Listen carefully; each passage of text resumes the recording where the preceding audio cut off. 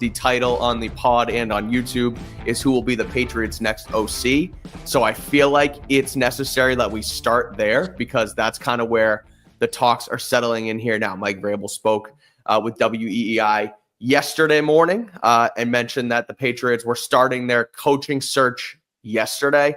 He was asked about Josh McDaniels, and I've already gotten this the feel for how Mike Vrabel does these kind of things, Taylor, and he answers questions without really answering them. He's kind of ace to the Belichick mold of things. It's perfect. He was asked by Karen during his initial press conference about if he's spoken with Drake May, and he said, yeah, I've spoken with a lot of players, and it's like, but you didn't really answer if you spoke with Drake May, but you kind of did, so you can take it both ways. And he did that yesterday with Josh.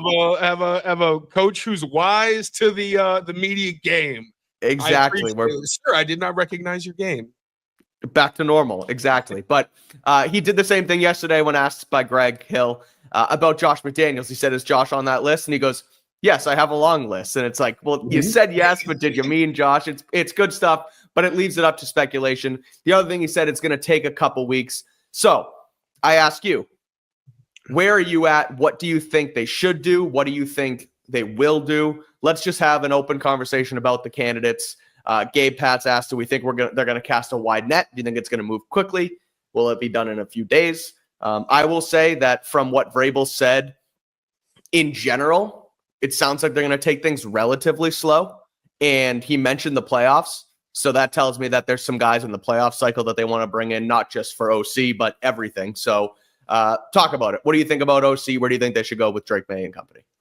It definitely sounds like they're trying to go for somebody who's currently in the playoff race, because when answering the questions, I don't think it's insignificant that the Josh connections, there's two sides of this. One, he can't just say, yeah, I love Josh McDaniels.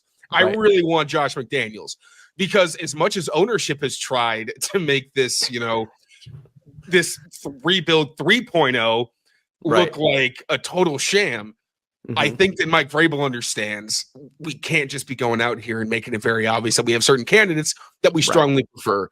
So he has been very smart about this and been like, yeah, no, almost like he's done it before. What do you know? Yeah, isn't it? And like the Crabs have not really had to respect the Rooney Rule, but we're not going to go into that. Sure. Any snipers around? No. But no, in all seriousness, with the offensive coordinator search, it does sound like he's looking for somebody who's currently in the playoffs, because the way he's kind of deferred to being like, hey, we're going to take our time, could take a week, could take a few weeks. And it's like, oh, you mean like depending on how long it takes someone to get eliminated from the playoffs? Right. Well, that's kind of a little like ring-a-ding-ding, kind of a bell right there. So the names that pop up, obviously Nick Caley is one of them. The Patriots interviewed him last year.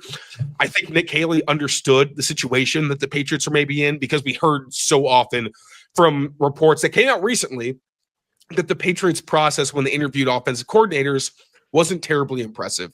They land on Alex Van Pelt, of course, but he wasn't in a great spot himself, having been fired from the Browns unceremoniously, obviously, really probably didn't deserve to be fired. If he does get fired from the Patriots, it's another situation where it feels like he kind of got the short end of the stick.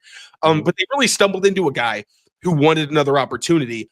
And this year, it seems like Mike Vrabel may want somebody who is kind of closer to that, only because he's waiting for these playoff teams to finish. Maybe somebody from like the McVay tree. So full disclosure, I've tried to been watching tape to catch up on the Titans defense and what they look like. Vrabel, the Patriots offense, even with like Josh McDaniels, how they tried to play against Mike Vrabel when they played Brady, and also how obviously the Titans played him.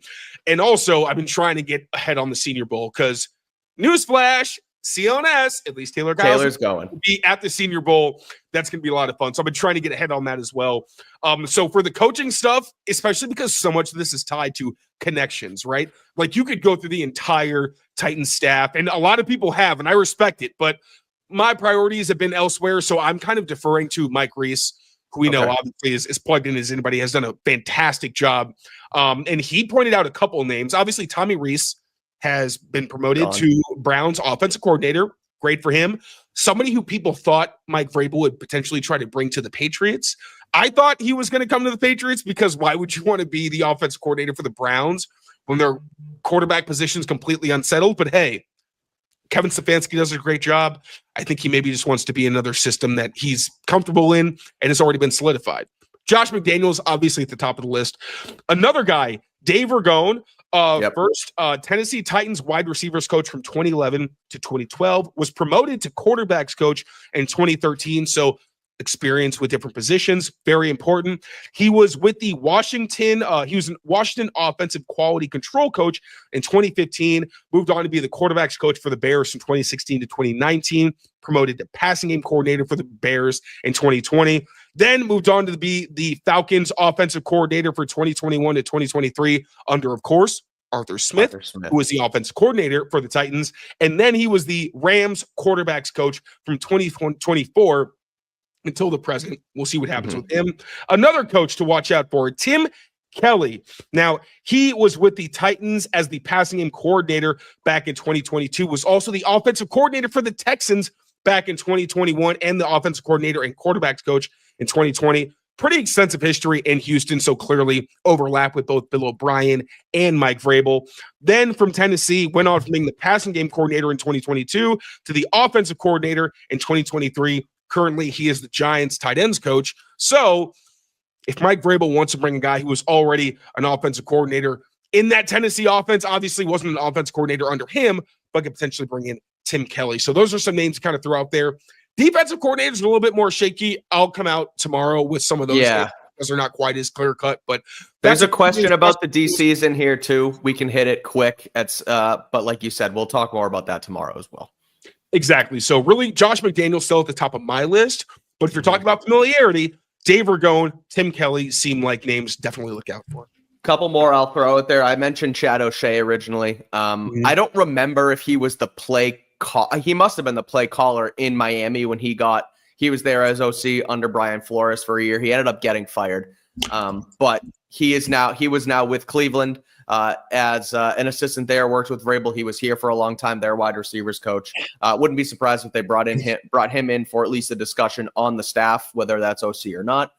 The other name in LA, Mike LeFleur, is their OC right now. And now that's one where you'd have to give him an upgrade, a title change, or have him convince McVay, I want to go here, and give him the opportunity to call plays, because right now he doesn't call plays with McVay at the helm. So I look at this as, those two Rams guys, LeFleur and Ragon, as two guys who that's what makes it sound like that's where they want to go with OC, guys in the playoffs. I would like an experienced play caller, right? So that's Josh. That's Tim Kelly. Ragon as OC in Atlanta didn't call plays because Arthur Smith was there. He was a play calling head coach in Atlanta. So that makes me a little bit hesitant. I do like his history with quarterbacks. Anyone that comes in, I either need quarterback development in their repertoire, in their history, or a Nick Caley along with somebody who we know can work with quarterbacks and be like an A+ quarterbacks coach.